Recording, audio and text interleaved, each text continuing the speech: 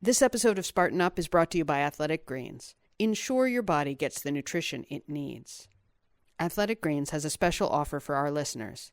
Just go to athleticgreens.com/Spartan, and then when you place your order, they'll send you a free travel pack with 20 individually wrapped packets.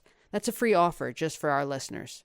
Spartan Up guests, we are here. We got Colonel Nye, we got Sefra the Seed, we got Johnny the Doctor, we got Marion the producer, and we got Andrea the technical assistant, and our guest is Robert Owens, and this guy is a badass. What's the deal?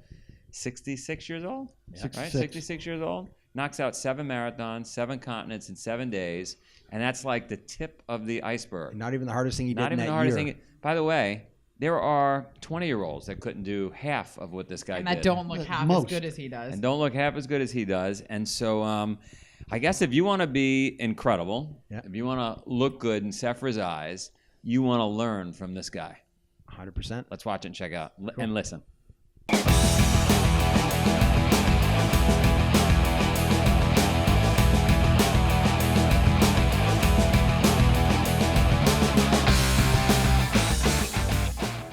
Welcome to Spartan Up Podcast. I'm here with a really incredible guest. Sometimes we have athletes, sometimes we have business people. This guy covers the gamut. Robert Owens, welcome. Hi. Yeah, Thank this you. is fantastic. Good You're to be welcome.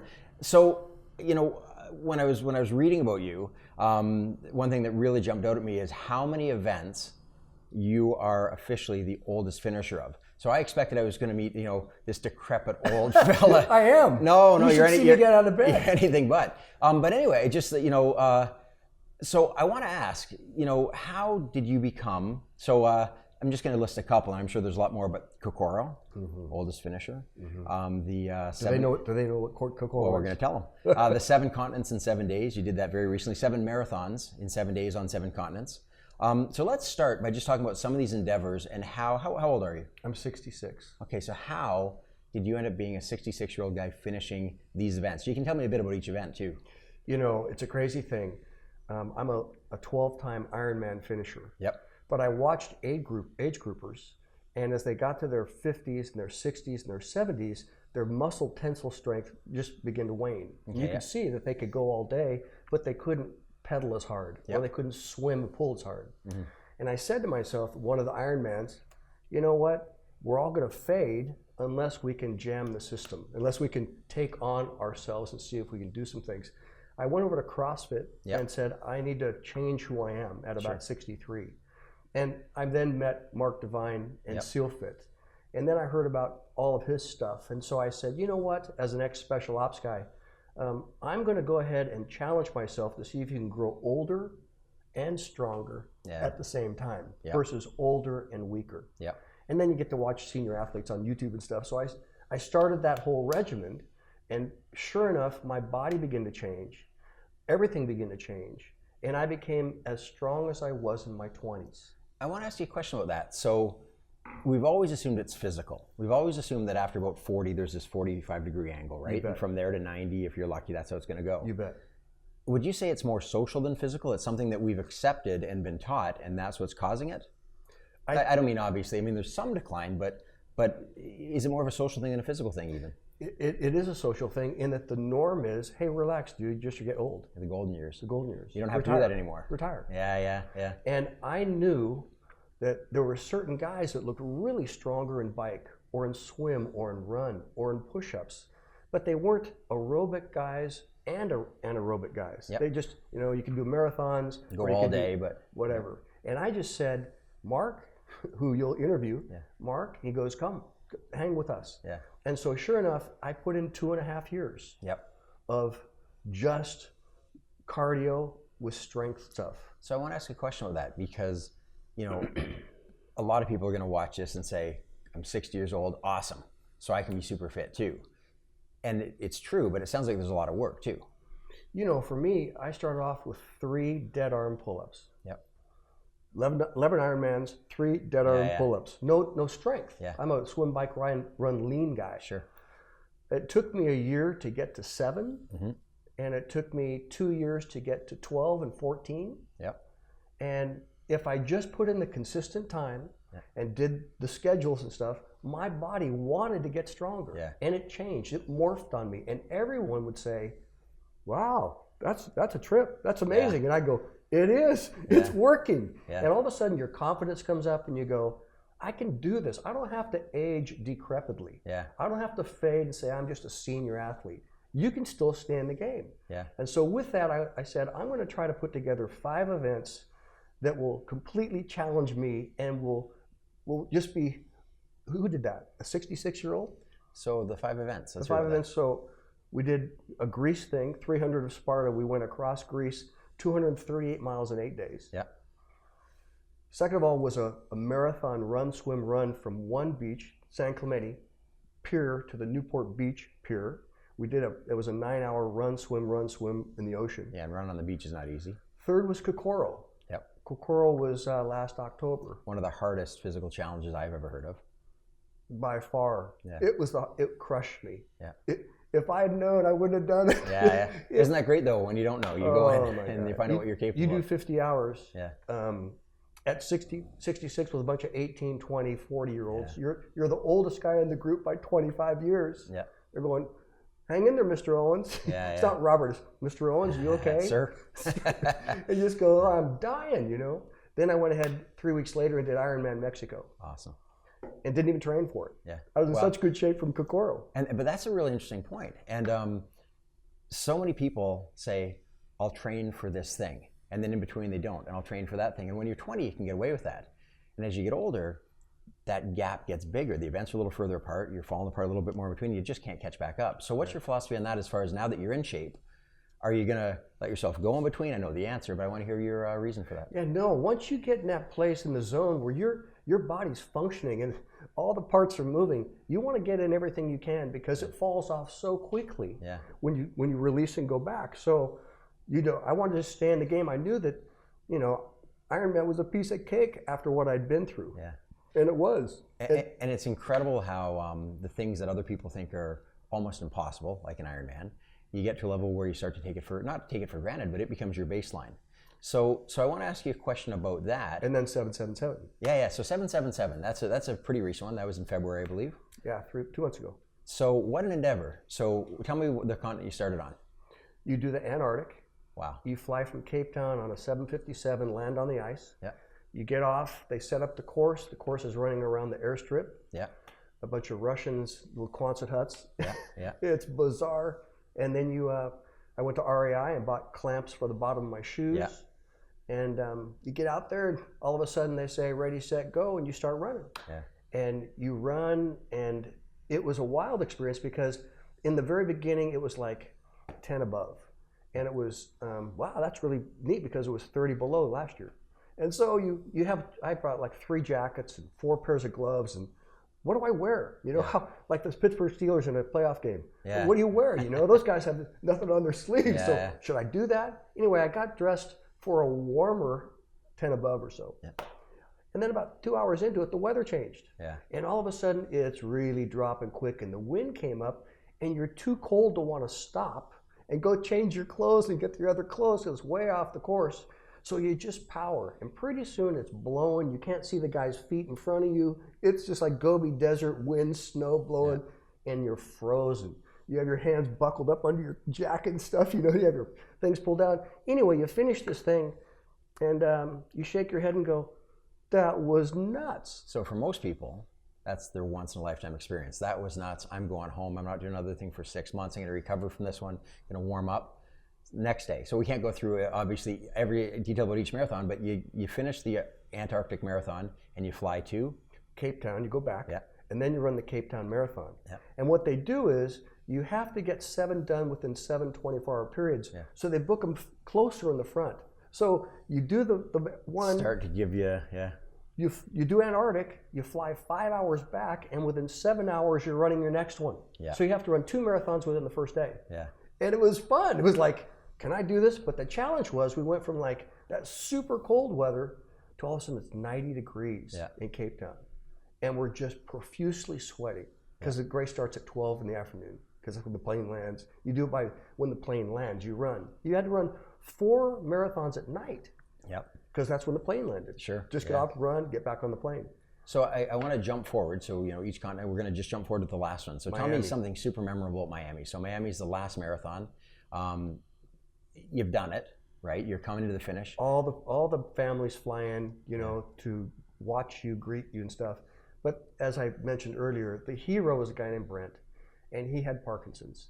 And he was about 35, and he said, Parkinson's will not take me out. I refuse to yield my life to Parkinson's. And he did all 7 marathons with Parkinson's, with some physical difficulties. Yeah. And we all thought he was the hero. I mean, there were guys, everybody was faster than him. Yeah. Brent came in every time with a smile on his face, dragging that leg, just going, did another one. And all these people showed up at the end for him and ran with him. Yeah. And I cried. I just went, I just want to be like you when I grow up. Which is great, because I'm sure you hear that lots. People saying to you, sir, you're an inspiration. I want to be you when I grow up. So what do you think it is that so many people will never be that when they grow up? They go through life and they're just kind of taking it as it comes, and they're not manhandling life. I don't want to say manhandling, they're not people handling life. Sure. But so what do you think the difference is? So whether it's you, an older athlete who says, I'm going to be at my top of my game at an older age, or Brent with Parkinson's who says, I'm not going to let this take me out. What's the difference there? You have a choice how you live your life. Mm-hmm. And part of it is, show me your friends and I'll show you your future. Yeah. If losers hang out with losers. Mm-hmm. Yeah. Winners hang out with winners. Yeah. Negative people hang out with negative people. Yeah. Positive people hang out with excuse-minded people hang out with others who allow them to have excuses. So normally, we're going to go to a break in a minute, and normally I will ask you for life lessons in the second half, and we're going to do that. But I want to just grab onto that thought you said there. So our viewers come from all spectrums. I want to talk about your business background a little bit next, but let's talk about the viewer who is, or the listener. We're on iTunes as well. Who wants to change your life, because if you've always hung out with winners and you're a winner, and that's great, you listen to this, you say, yeah. Well, let's suppose you're somebody who you've grown up in a family that's pretty negative and not active, and you've got friends who would rather you stay in that bucket, the lobster analogy. What do you say to that person as far as what's the first step to start to move? You obviously have a military background and you've done Ironman, so you at 63 taking that next step, it wasn't what everyone would do, but it was a natural evolution. So that's a long question, but for that person who they want to make that change, and how do they do that? What would be the first step you'd recommend to them? You have to get your why. Yeah. Well, how strong is your why? If you can stand being miserable, you'll be miserable. Sure. If you can stand always out of it, having problems, then you'll stay that way. There has to be a point in your life, like in the book Habit, there's got to be a point in your life where you just say, I'm tired of smoking that cigarette. Yeah. I'm tired of being obese. I'm tired of being a liar. I'm tired of looking in the mirror and hating what I see. Yeah. And when that moment comes, and they come in our lives at different times. Mm-hmm. I feel like a grandfather talking. When they come, you look in the mirror and you say, today's the day. Yep. I'm going to quit lying to myself, and I'm going to make a decision. It doesn't have to be a big one. It can be a little one, but you get a win. Yeah. And on my podcast, or when I do my things, I say, have you got your win today? Yep. Everybody needs to program a win into their day, or wins into their day. Whether it's don't eat, or don't drink that, or don't say that, or just did you do something different than the rut that you've been living in? So many people, I think, are waiting for that one home run, but they don't even go up to bat. So how are they going to get it? As opposed to go up there, hit a single every day, hit a double, do another pull-up, right? We're going to go to a break. When we come back, I want to talk about your business background and how you're tying these lessons from athletics and from all these experiences into what you're doing now. You bet. Fantastic. Sure. Now, we will come right back to this awesome episode in just a second, but first, we're going to take a break up here, and if you're not watching, if you're listening, we're on top of a gorgeous mountain in Morzine, France, and my dear friend Colonel Nye is holding a box of athletic greens. Superfood. It is a superfood for super fun and great people. Well, it's for everybody. It is for everybody. It is for everybody. But it will make you more super fun. I love 100% focus on happiness. I was going to say their motto is 100% focus on happiness. That seems like your motto too, Johnny. Well, but what is happiness, right? Because if you're walking around and you're not getting nutrition and you're not getting sleep and you're not happy and healthy, what's your purpose? I mean, people have this whole like existential conversation about how to be healthy. And like, it's pretty simple, folks. Michael Pollan said it best. He was like, eat less, mostly plants, and like drink a lot of water. So all of the solutions of the world are solved in this little packet of greens. Take a packet out easy. there and show everybody what it looks like. Now, if you're not listening, it's a super easy, simple little black packet with a great logo of a champion running. And all you got to do is just open it up, pop it into any other liquid. We like water. What's he in likes it? orange juice. What's in that little packet? How many vitamins? In this little package is a whole litany of vitamins. Okay, then you have a bunch of things that are great for your liver. You got milk thistle, you got dandelions, you got things that are good for immune and immunology. You got reishi mushrooms and shiitake. You got things that are going to oxygenate your blood. So while you're running, your body's able to sponge up more oxygen. You got spirulina and chlorella. I just want to mention too, this is the travel pack. So this is It's travel pack. Yeah, so we're we're travelers. We're so lucky to have these partners like Athletic Greens. They sent us the big package that you just make with the scoop in your kitchen. They sent us these ones, and you know what? When you're home, if you don't have a kitchen, you get up in the morning, you have something great. You just scoop it in. But man, when you're busy, when you're traveling, you're jumping in a cab to get to work, you're jumping in a plane to get to Morzine, France. It's really nice to have something that, like you say, it's a one-stop shop. It natural ingredients, raw ingredients. They've taken 10 years to make sure they have the right stuff. And I've drank a lot of greens over the years, and I'm sort of on and off them because this one is good for you, but it doesn't taste good. This one tastes great, but you look at it, it's got sugar in it. Mm-hmm. And at the end of the day, you want something that you want to drink, that you look forward to. And I can honestly say that with this one. Well, we've interviewed a couple different vegetarians, fruitarians, those kinds of people, right? I love that that. Well, no, but the one thing they all talked about was how difficult it was to find their ingredients every day. Yep. But they also all traveled with their own blenders. Yeah, their sure. own bullet blenders or whatever, right? But again, with this, it's just a packet. All of that's already been taken care of for you, right? Yeah. And you got the handy shaker. You pop it in, you shake it up, and you drink it. And if we're talking about economics, okay, folks, I hung out at a lot of organic co-ops and supermarkets, and if you were going to buy all of this produce organically and all of these vitamins and all of these mushrooms, that's thousands of dollars. Well, and literally, and it's so bulky, and it's like TSA takes it, and TSA I've had more fights with TSA, but respectfully. You think about how many people, they're a little flat, they go and they grab a $7 latte, and they don't think anything of it. Right. And, this is a lot less expensive than that, and it's going to... A latte less expensive? A latte less expensive. Very nice. But it's going to give you nutrients and energy that lasts the entire day as opposed to, 15 minutes feeling good and then a big sugar Actually, crash. your entire life, right? Build it up, folks. Remediate your soil. Drink some nutrition. Get some good greens, and get out there and have a blast. All right, let's get We back love to you the all. episode. Let's go watch. Okay. This episode of Spartan Up is brought to you by Athletic Greens. Ensure your body gets the nutrition it needs. Athletic Greens has a special offer for our listeners. Just go to athleticgreens.com/Spartan, and then when you place your order, they'll send you a free travel pack with 20 individually wrapped packets. That's a free offer just for our listeners. Robert, one big thread that I've noticed with some of the guests that we have on is how it's not just about them. You've done these incredible things. It could be all about you, but I get the sense that it's not, that there's something bigger than that driving you.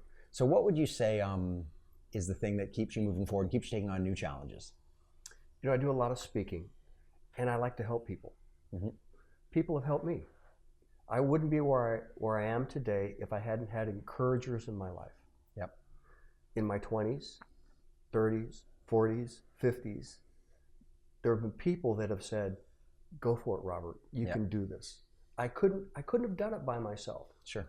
When I speak, whether it's to college teams or to business guys, I'm a business consultant, so companies hire me and I come in. The deal is, I want to help you. Mm-hmm. You can change, you can grow, you can make it, you can evolve. And when the light turns on, like any coach or any teacher, when that light turns on, you can see the nickel drop. It's worth everything. Sure. And so I like to help people as much as I like to win. Yep. And so between those two, I get to win, and then I get to share with people that they can do it too. And life's pretty fun. You mentioned CrossFit, and we interviewed Katrin Davidsdottir, who's been a two-time CrossFit Women's champion. Right. And she said something similar. She said, when I go into these competitions, it's great to win, but the great thing about winning, it's not the win itself. It's that it gives me a platform that people listen to me. So when you're the oldest finisher, Kokoro, and you're doing all these incredible things, people want to hear what you have to say. And so suddenly your platform for helping people expands drastically. So when you're helping people and helping draw out the best in them, whether it's in a business setting or in an athletic setting, what are the most common messages? What are the things that if they can just get this, you've already touched on a couple, but if they can get this from you, it's going to make a difference in their life? Choices. Okay, yeah. Number one, every day we just have choices. 2, pain. Mm-hmm. There is good pain and there's bad pain. Most people run from pain, mm-hmm. but you can't grow without going through pain. Yeah. Emotional pain, relational pain, financial pain. To go to the next level is going to cost you something. And most people, number 3, don't have the emotional strength to take on the pain that's going to take to evolve and change and lose friends, yep. and not know where their new friends are going to come from. So many people say they don't know what to do. They do know what to do, but they're not willing to take on. They don't think they can do it. They won't go through the struggle to get there. Because people want the testimony without the test. Yeah, 100%. Isn't that great? People want the victory without the struggle. Yeah, yeah. And there is no victory in life without a struggle. Yeah. So for the listener out there, if you want to do something, get ahead, then you're going to have to pay the price, which is going to cost you friends, yeah. money, time, social activities. You're going to have to change. Yeah. You have to say no to be able to say yes. Yeah. And people don't want to say no. They want to be able to do all the stuff and then feel better too, and you can't do it. Yeah, 100%. But I love your nod to struggle and the idea that in our society we're taught avoid all struggle. 70 degrees in the house, 70 degrees in the gym, 70 degrees in the car, and that struggle we see as bad. You know, and something bad happens to you, it's like, oh no, why me? As opposed to the opportunity in that. So tell me about a couple of struggles that have shaped you along the way. You know, early on, I had bad feet. I'm an adopted kid. Yeah. My parents got me out of a sort of an orphanage. Sure. They picked up a special needs kid.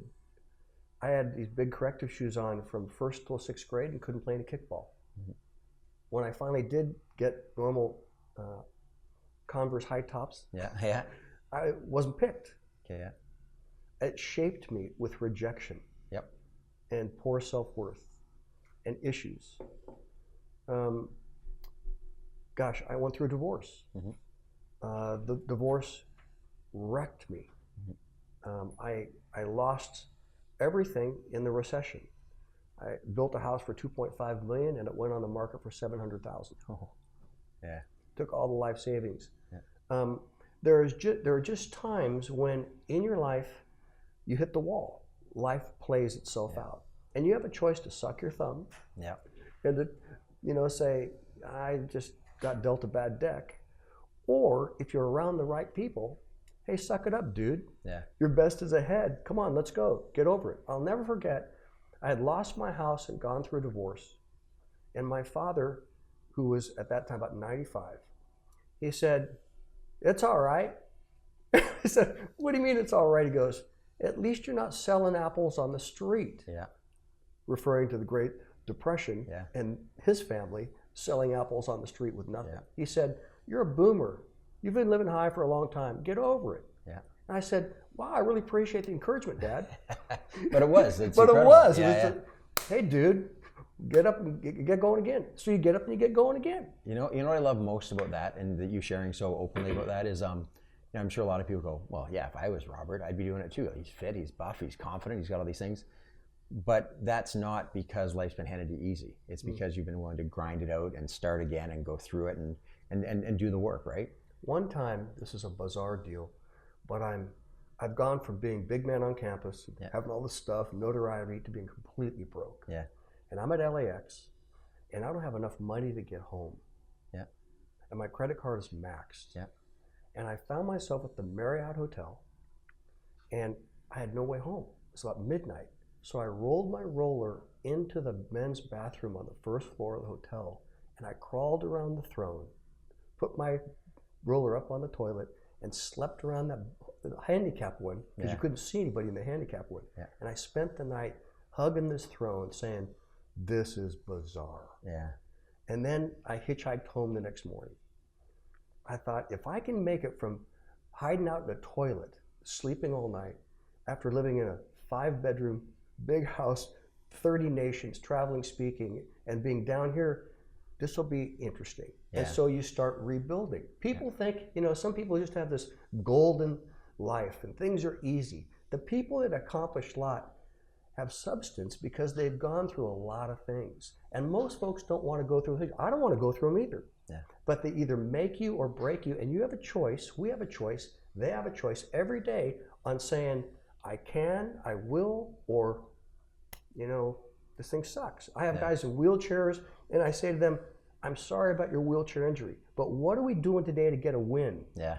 And they say, well, I'm rolling faster, or I'm lifting my arms, or I'm doing this. And I say, all of us can get a win. Blind, deaf, broken, whatever it is. You can find a way to smile and end the day and say, I feel better today. But we have a choice. But again, the people you hang around will shape you. Yeah. Because if you hang around people that say, you're okay, just live with it, you will. But if you hang around people that say, get over it, when I go work out with all these kids, they go, Mr. Owens? And I go, yes. And they go, do you want to quit or do you want to stop? I go, no, are you kidding me? So you just have to plow. So for some people, their first win tomorrow might be just reaching out to that person who's already that next level up, who's already doing what they want to do, who's willing to mentor them. Yes, that might even be the first one right there. Before we wrap up, I want to ask you, so your involvement with helping people, and I know kids are important to you. You have 5 kids of your own? Do. But you're not just helping your own kids, you're helping other kids too. So tell me the organizations that you're involved with that are helping people. That they are helping or I'm helping? That you're helping. Like it's just something that you want to tell the listeners about that you can use this platform to shed some light on. Something that America would be interested in is, I'm ex-pararescueman. Okay. Our career field is only 42% filled. Mm-hmm. SEALs have their own issues, like about 38 or 39% filled. Army Rangers. We have kids that quit. Mm-hmm. And I am a mentor. I go work with kids that want to be special ops kids. And I get between their ears and I say, you're athletes, you can do this. Why are you going to quit? And they say, because this or that. Mm-hmm. And I have great joy working with these young men and some ladies and saying, you don't have to quit. You can make this. Yeah. And they look at you and they start to cry because no one's ever really pressed and got in them. And kids will just start crying, going, Mr. Owens, I don't know that I can make it. And I go, dude, suck it up. I'm here, go. Yeah. And they make it. And they come back and they go, I've never had a win like that in my life. Yeah. I think everybody here can pick a group. I really like kids, mm-hmm. high school, underprivileged kids. I like going into the hood. Yeah. I like getting in classrooms with these kids, watch out, they got knives. Let's go. Yeah, and sure. And you just talk to them. They won't have knives in a minute. Well, you just say, come on, what's your issue, Yeah. And I like kids and I like families. I like working with corporate business guys too. Yeah. Most of them are liars. Sure. Everything's perfect. Everything's great. Yeah. Got the wife, got the car, got the house. About the 3rd beer on the golf course, they tell you, well, I struggle. Yeah. And, well, I know we all do. But we have so much pride, don't want to be ashamed, don't want to be outed, that everything's cool till you get fired or your wife leaves you or something. And I've had a crisis business where people say, will you come? And I just listen. And then we say, how long do we have? A year or 2 years? How are we going to work this thing out? So I like kids, I like adults. Business guys have big egos, I like them because big egos are an issue. Yeah. And then I just like being out there wherever I can helping kids. Phenomenal. Hey, I'm so super glad to have met you. And I look forward to not too far down the road being the oldest guy at some of these events. Wish me luck. Hopefully you're still around so I can't be. I got a 20-year plan. We'll see how it goes, Awesome. Amazing. He's such a nice guy. He walked in with a Pararescue shirt on, and I have a lot of respect for the Pararescue. Their credo is so that others may live, and so if you start out young with that type of a mentality and then you just go on to do all these extraordinary things, he was the nicest person when we've been here. He's just been like a calming force and just very around. Cool guy. Yeah, he's such a cool guy. You had something to say there. No, I was just thinking it's a lot like a lot of these guys who are older. She's talking about calming force, so I was thinking about it. They get to a point where it's the wisdom thing we've talked about, right? That kind of, even though he's pushing himself at 66 and he is testing himself, he knows what he can accomplish. He knows what he can do, else he wouldn't be doing this. But he's just very calm about it. It's the wisdom aspect of it to me. A neat thing. So when we're doing these interviews, Mark Devine came in for his interview as well, and Super he had done Mark's Kokoro, and at 66 years old, he's out there doing this unbelievable event that, like you say, most 20-year-olds in the world could never finish this.